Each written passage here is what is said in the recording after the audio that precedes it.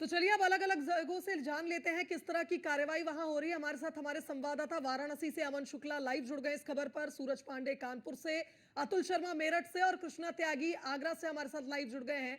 आप चारों से सबसे पहले यही सवाल, लेकिन सबसे पहले तो देखिए एक ही से हो पाएगा। कृष्णा त्यागी के पास में आऊंगी, आगरा से हमारे संवाददाता। कृष्णा, तारीखों का ऐलान हो चुका है और दूसरी ओर आप देखिए नगर निगम भी मुस्तैद था। जैसे ही तैयारियां की बात चल रही थी कि तैयारियां पूरी हो रही, राजनीतिक दल कर रहे हैं, चुनावी तारीखों का ऐलान हुआ और दूसरी तरफ नगर निगम ने अपना काम शुरू कर दिया। सबसे पहले बैनर पोस्टर हटाए गए। बिल्कुल शिवांगी, मैं बताऊं कि आपको लोकसभा चुनाव की तैयारी को लेकर काफी लंबे समय से इंतजार था। वो अब लगातार तस्वीर दिखा रहे थे कि जैसे ही जैसे प्रेस कॉन्फ्रेंस जो चुनाव की होगी उसके दरमियान ही जैसे नगर निगम ने भी अपना काम शुरू कर दिया है। तमाम जगह पोस्टर लग रहे थे, उन पोस्टरों को पूरी तरह से हटाकर और बिल्कुल पूरी तरह से हटा दिया है। जिस प्रकार जब 7 चरणों में ये चुनाव करने की पूरी घोषणा कर दी है, जैसे पहले चरण और दूसरे चरण जिस तरह से जो 7 चरणों में ये पूरा चुनाव होना है।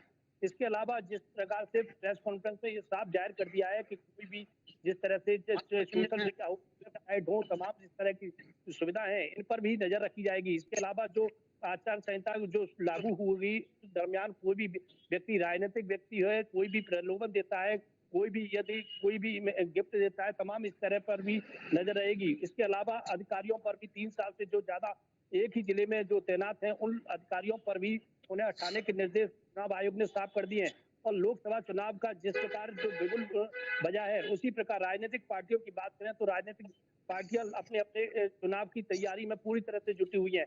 हालांकि भारतीय जनता पार्टी की शिवांगी बात करें तो भारतीय जनता पार्टी का इतिहास रहा है कि चुनाव चाहे पहले हो या बाद में, तो शुरू से ही वो अपनी तैयारी में जुटी रहती है। उनके लिए हर दिन हर समय उस समय का जो माहौल रहता है कि उनका चुनाव रहता है। लेकिन बिल्कुल। विपक्षी पार्टी की बात करें तो विपक्षी पार्टियों की तैयारी अलग कम है।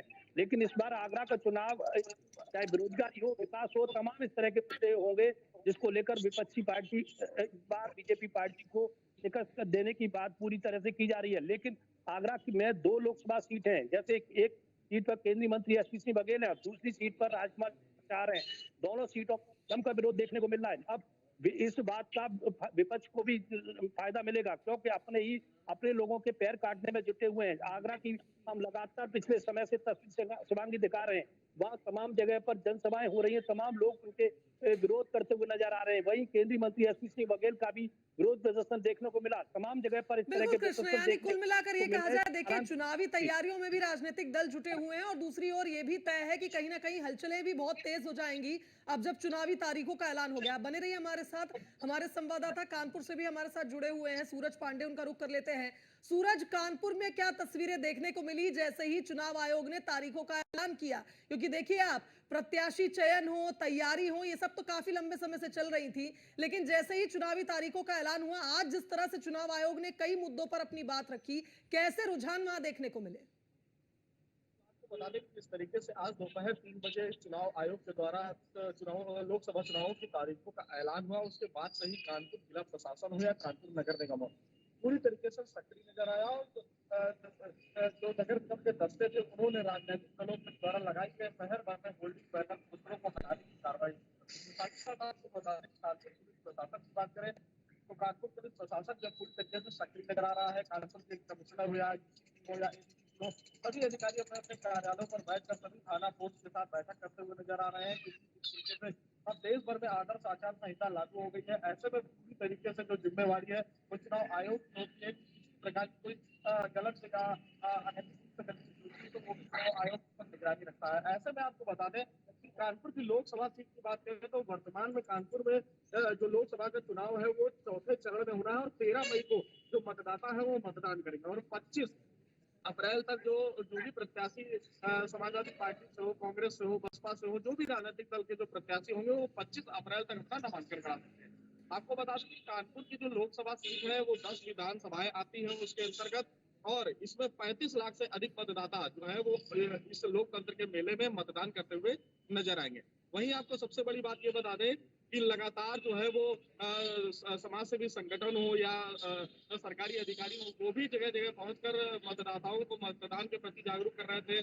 तो पार्टी के कार्यकर्ता जो है वो वोट बढ़ाने की बात करते हुए जगह जगह नजर आते थे। ऐसे में कहीं ना कहीं से जो लगातार इंतजार हो रहा था कि लोकसभा का चुनाव होने वाला है, वो अब तारीखें पूरी तरीके से घोषित हो गई है और 7 चरणों में जो लोकसभा का चुनाव होना है, ऐसे में सबसे बड़ी बात यह है कि कानपुर सीट की बात करें तो कानपुर में ना ही अभी तक भारतीय जनता पार्टी ने अपना लोकसभा प्रत्याशी घोषित किया और ना ही कांग्रेस ने घोषित किया है। जैसा कि बताया जा रहा है कि कांग्रेस, क्योंकि यहाँ से मुख्य 3 बार यहाँ से, इससे पूर्व की बात करें तो 3 बार यहाँ से कांग्रेस का सांसद रह चुके हैं, 2 बार से यहाँ पर भारतीय जनता पार्टी के पास एक सीट है और ऐसे में जो एनडी इंडिया का गठबंधन बना हुआ है उसमें कांग्रेस के खाते में ये सीट जाती हुई नजर आएगी। वही आपको सबसे बड़ी बात दिखा दें कि देखिए जी जो रोडे जो थी वो होल्डिंग और बैनरों से पार्टी हुई नजर आती थी, उनमें खाली हो गया। मगर अभी भी कुछ राजनीतिक दल, जैसे कि भारतीय जनता पार्टी की होल्डिंग जो है वो साफ तौर पर देखी जा सकती है।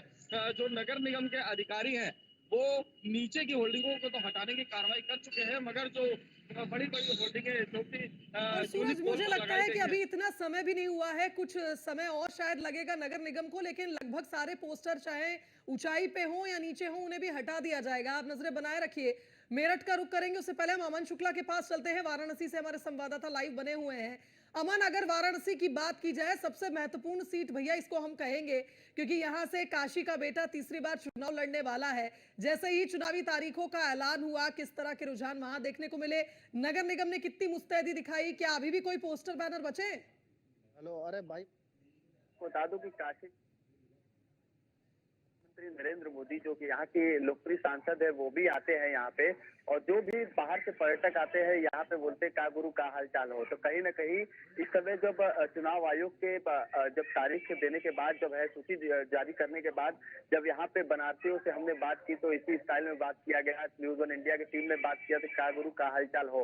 तो यहाँ पे इस समय मैं बता दूं आपको कि वाराणसी में चुनाव आयोग के सूची जारी करने के बाद कहीं ना कहीं जो है यहाँ पे बैनर पोस्टर सख्त नगर निगम नजर आ रहा है, और बैनर पोस्टर, सारे बैनर पोस्टर हटा दिए गए हैं। और कहीं ना कहीं जिला प्रशासन की मैं बात करूं तो जिला प्रशासन लगातार सख्त नजर आ रहा है। तो कहीं ना कहीं पैदल हर थानों के अंतर्गत जो है पैदल गश्त हो रही है, और विशेष तौर पर मैं बता दूं कि हर चौराहों पे जो है बाइक संचालन और 4 व्हीलर संचालन के ऊपर विशेष ध्यान दिया जा रहा है, जो कि झंडे और पद लिखवाते हैं अपने भारतीय जनता पार्टी से हो, चाहे कांग्रेस पार्टी से हो, चाहे समाजवादी पार्टी से हो, किसी अन्य पार्टी के दल से हो, जो पद लिखवा के चलते हैं गाड़ी के आगे, उस पर भी विशेष ध्यान दिया जा रहा है। यहाँ पे यहाँ पे लगातार जो है पैरामिलिट्री फोर्सेस के साथ यहाँ पे गश्त किया जा रहा है। और विशेष तौर पे आज जब सूची जारी होने के बाद नगर निगम द्वारा पूरे शहर को बैनर पोस्टर मुक्त किया गया। जी चलिए अमन, यानी ये कहा जाए कुल मिलाकर कि जैसे ही तारीखों का ऐलान हुआ, वाराणसी में भी हलचलें तेज हुई और बैनर पोस्टर भी हटाए गए। अतुल काफी लंबे समय से इंतजार कर रहे हैं, अतुल का रुख करेंगे, मेरठ से हमारे साथ लाइव बने हुए हैं। अतुल, अगर मेरठ की बात की जाए, किस तरह से यहाँ पर नगर निगम की कार्रवाई देखने को मिली? क्योंकि देखिए, आप लोकसभा की चुनावी तैयारियां तो तेज चली रही थी, लेकिन जैसे ही तारीखों का ऐलान हुआ, कुछ चीजें बदलेंगी जरूर, क्योंकि इस बार चुनाव आयोग ने ही स्पष्ट कर दिया, कई मुद्दों पर ऐसी बातें रखी गई हैं, ट्रांजैक्शन की बात हो, चाहे कार्रवाई की बात हो, हर तरह की बातों का जिक्र चुनाव आयोग ने किया है। क्या रुझान मेरठ में देखने को मिले? और देखिए, कहा जा सकता है कि जिस तरह से लोकसभा चुनाव का बिगुल बजा है, उसके बाद अगर कही जाए तो मेरठ नगर निगम की टीम इस वक्त एक्टिव हो चुकी है। सभी मेन चौराहों की बात हो या फिर सभी मार्गों की बात हो, वो जो होर्डिंग है, बैनर है, पोस्टर है, सभी को हटाने में इस वक्त नगर निगम की टीम जुट चुकी है। कहा जा सकता है कि नगर आयुक्त का साफ कहना है, किसी भी तरह से कोई भी राजनीतिक पार्टी का होर्डिंग और बैनर रोड पर नजर नहीं आना चाहिए। किसी भी तरह से होर्डिंग को नहीं बचने दिया जाएगा। कहा जा सकता है कि जिस तरह से आगाज हुआ, उसके बाद लोकसभा चुनाव की अगर बात की जाए, तारीख का ऐलान होने के बाद, आचार संहिता लगने के बाद, कहीं ना कहीं प्रशासन की टीम इस वक्त एक्टिव मोड में नजर आने लगी है। कहा जा सकता है कि जिलाधिकारी दीपक निराने यानी निर्वाचन अधिकारी की अगर बात की जाए, उन्होंने साफ तौर पर कहा कि वोट बनाने से लेकर सारी प्रक्रिया पूर्ण हो चुकी है। चुनाव को लेकर के प्रशासन की सारी तैयारियां पूर्ण हो चुकी हैं। उसी के साथ अगर बात की जाए तो लोकसभा चुनाव की तैयारियों में जिस वक्त लगातार अगर देखा जाए तो इस वक्त प्रशासनिक अधिकारी जुटे हुए हैं। लगभग अगर बात की जाए 26,68,000 से ज्यादा जो वोट हैं वो मेरठ में पड़ेंगे। उसको लेकर के अगर बात की जाए तो सभी पोलिंग पार्टी विक्टोरिया पार्क से रवाना होंगी। उन सभी तैयारियों को लेकर के आज जिला जिलाधिकारी दीपक मीणा ने यहाँ प्रेस कॉन्फ्रेंस किया। उसी के साथ अगर बात की जाए लोकसभा चुनाव को लेकर के सारी तैयारियां मुस्तैदी के साथ की जा रही हैं। लगातार अगर बात की जाए लोकसभा चुनाव का आगाज होने के बाद कहीं ना कहीं नगर निगम की टीम जिस तरह से शांत मोड में थी, इस वक्त एक्टिव मोड में आ चुकी है। सभी चौराहों से लेकर के सभी बिल्कुल जगहों अतुल, से यानी लेकर कुल के इस मिलाकर वक्त ये कहा जाए कि एक्टिव मोड में है, पुलिस प्रशासन की तैयारियां पूरी है, नगर निगम जुटा हुआ है। कुल मिलाकर ये कहा जाए कि अब तारीखों का चूंकि ऐलान हो चुका है तो सभी एक्टिव मोड में है और निश्चित ही 4 जून तक ही ये एक्टिव मोड पे रहेंगे, क्योंकि अब 7 चरणों में मतदान होगा और उसके बाद फैसला 4 जून को हो जाएगा। बहुत शुक्रिया आपका तमाम बातचीत के लिए। सभी संवाददाताओं का हम धन्यवाद देना चाहेंगे।